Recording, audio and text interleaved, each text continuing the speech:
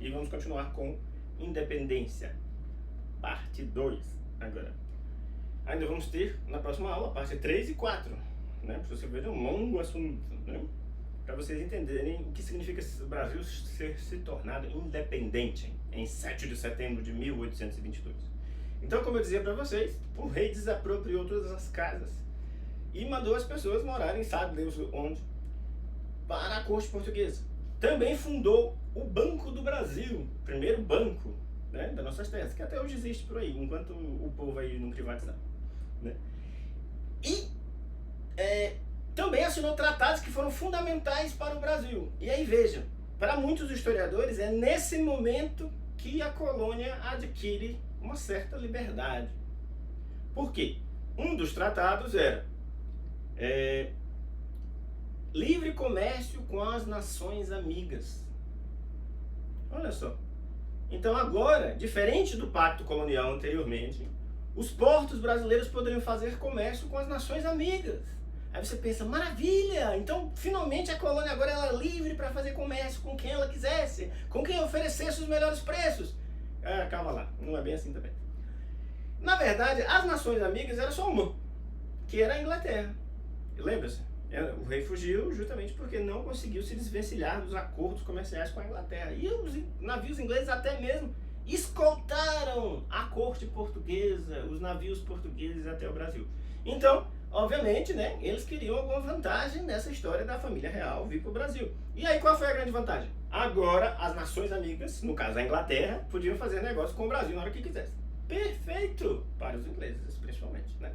Mas veja, já era uma mudança de status significativa em relação ao que o Brasil colônia vivia até então.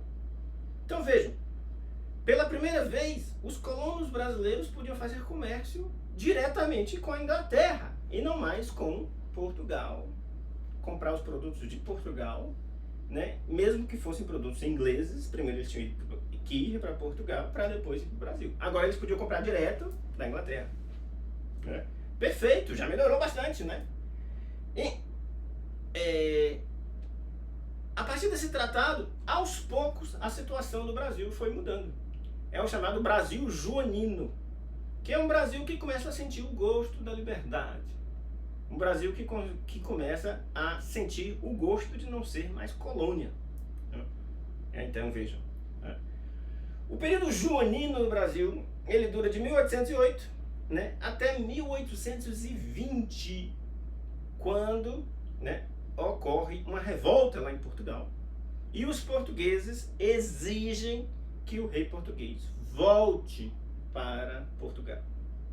É a chamada Revolução Liberal do Porto.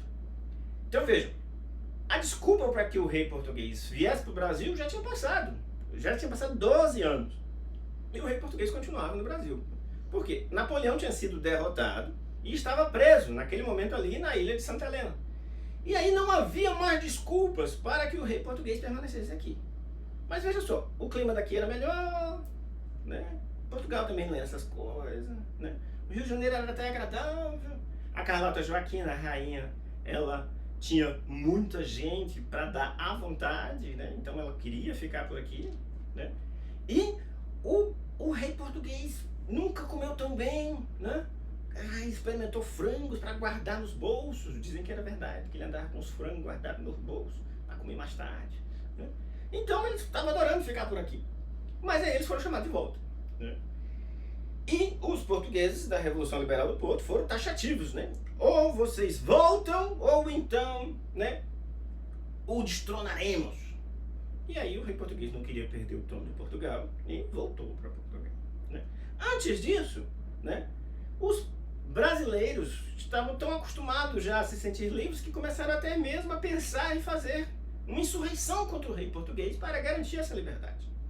E aí houve uma insurreição pernambucana, em 1817. Nessa insurreição, os pernambucanos exigiam que as condições de colônia fossem abolidas completamente e que o Brasil passasse a ser um país livre. Essa insurreição de Pernambuco foi sufocada pelo Dom João VI, mas ela mostrava já para o Dom João VI o seguinte, que era questão de tempo até que o Brasil se tornasse independente. Vejam só, os Estados Unidos já eram independentes já tinha quase 30 anos. Mais de 30 anos. Em 1776, tinha quase 50 anos. De 1810 para frente, várias colônias latino-americanas começaram a se tornar independentes e se tornarem repúblicas. Então, o rei percebeu que, mais cedo ou mais tarde, o Brasil também ia seguir esse rumo e ia se tornar colônia. Então, o rei bolou um plano. Dizem que os portugueses são estúpidos, né? Apesar de Dom João VI guardar aqueles frangos no bolso, ele não tinha nada de estúpido. Então ele bolou um plano. Ele disse, em 1820, tudo bem, voltarei a Portugal, satisfarei as exigências dos revoltosos do Porto, mas deixarei como príncipe regente o meu filho, Dom Pedro I, e que não tinha assumido o termo primeiro ainda, né? Era Pedro de Alcântara. E ele vai governar a colônia como se eu mesmo fosse. E aí, o Dom João VI voltou para Portugal. E o Pedro de Alcântara, né, futuro Dom Pedro I, ficou no Brasil. Só que as pressões eram enormes. Havia várias forças políticas. E algumas forças políticas queriam que o Dom Pedro também fosse para Portugal e que o Brasil voltasse à situação de colônia, assim como era antes. Os brasileiros não estavam satisfeitos com essa possibilidade. E aí começaram a pressionar o Dom Pedro para que ele fizesse alguma coisa. E esse alguma coisa só podia ser a tal da independência, né? Então, já era questão de tempo. Todo mundo sabia que o Brasil ia se tornar independente. Para Portugal, a questão era minimizar os danos. Portanto, era tentar fazer com que o Brasil, mesmo se tornando independente, ainda se tornasse, de alguma forma, relacionado com Portugal. Os ingleses tinham percebido que era muito mais fácil fazer negócio direto com o Brasil do que fazer com Portugal e depois chegar ao Brasil. E assim, os ingleses viram que tinha mais lucro com o Brasil sendo livre. E também começaram a apoiar essa ideia do Brasil sendo livre. Então vejam, foram várias e várias forças que acabaram colaborando para que o Dom Pedro finalmente desse o tal grito da independência. E aí há episódios famosos, né? Por exemplo, né? Nos anos seguintes, né? No 1921, Dom Pedro teria recebido uma carta em que Dom João VI o convidaria a voltar para Portugal. E aí ele teria ido a público e dito a famosa expressão: digam ao povo que fico. E aí virou o dia do fico. E aí vejam, há todo um esforço posterior de tentar transformar Dom Pedro num grande herói, né? Inclusive os quadros, como aquele quadro famoso do Pedro Américo, né? Dele dando o grito da independência, e da ideia de que a libertação do Brasil foi uma ideia pessoal do grande herói Dom Pedro, né? Os quadros cada vez mais parecidos com Napoleão, né? Em que Dom Pedro era pintado como um herói, com o chapéu até parecido com o do Napoleão, né? O povo aclamando Dom Pedro como um grande herói.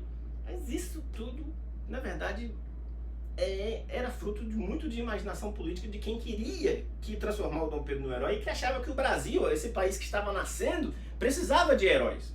Mas em realidade a independência não teve muito de herói, cara. Até porque, vejam só, os outros países da América Latina estavam se tornando repúblicas. O Brasil se tornava uma monarquia. Os outros países, né, tinham constituições democráticas. O Brasil, né, iria assinar uma constituição extremamente autoritária, concentrando os poderes no imperador, no caso Dom Pedro, né? Então o Brasil não tinha muito a comemorar, né? Ele continuava atrelado a Portugal em várias coisas, né? E aí, finalmente, quando o Dom Pedro estava em uma viagem, né, à casa da Marquesa de Santos, que era a sua rapariga oficial, né, ele recebeu, no meio do caminho, uma carta dizendo que ele precisava voltar urgente e que o Brasil deveria voltar a ser colônia. E aí, dizem que no meio desse caminho, ele teve uma diarreia, uma disenteria. E aí ele foi dar uma aliviada ali no mato, né? Depois do mato virando a esquina, dá uma aliviadinha assim, discreta, escondida. E quando ele voltou, ainda puxando as calças, subiu no cavalo e disse: independência ou morte. e aí o Brasil se tornou independente. Veja, o episódio não tem lá muito de heróico, né? Mas o fato é que, a partir de então, 7 de setembro de 1822, o Brasil se tornou emancipado politicamente de Portugal. Agora o Brasil podia ter leis próprias, o Brasil podia ter deputados próprios, senadores próprios, podia votar suas próprias vontades, podia impor suas próprias vontades sem dever nada a ninguém. E isso é, em tese, um Brasil independente. Mas lembre-se, a Inglaterra ainda continuava mandando em muitos dos negócios comerciais que o Brasil tinha. E os acordos comerciais que Portugal não conseguia se desvencilhar, agora eram do Brasil. Então, na verdade, o Brasil não era exatamente um país livre. E quando vocês estiverem comemorando dia 7 de setembro, observando os boçais do Bolsonaro marcharem lá em Brasília no dia 7 de setembro, lembre-se, durante muito tempo, sequer o dia da independência do Brasil era 7 de setembro. Durante muito tempo era o dia 12 de outubro, que era o dia em que o Dom Pedro tinha sido coroado. E só muito tempo depois é que lembrou-se, mas teve o grito do Ipiranga, né? Aí cortaram a parte da caganeira e lembraram que o Dom Pedro tinha lá, feito aquele grito na beira do rio, com aquele quadro do Pedro América, que imortalizou. Mas lembre-se também de uma coisa, 7 de setembro significa a emancipação política, mas não a emancipação do povo. Tanto que naquele quadro do Pedro América só tem um membro do povo, que é o homem que está com o carro de gado. E ele está bem no canto assim, assistindo, meio sem saber o que estava acontecendo. Não havia grandes multidões aplaudindo Dom Pedro, porque o povo sequer participou do evento. O povo continuou, na verdade, na mesma vida. E nada mudou para eles. Então, respondam às atividades, às questões, Vocês devem estar acostumados com a dinâmica, elas valem ponto. E entreguem na próxima aula, que justamente por conta do feriado de 7 de setembro vai ser talvez só daqui a 2 semanas. E, portanto, você vai ter um prazo mais longo para responder essas questões. Aproveitem bastante, eu sei que vocês são bastante esforçados, bastante engajados nas aulas online do IFP. E caprichem que na próxima aula eu concluo o assunto explicando o que aconteceu depois da tal independência. Até mais, valeu, bau.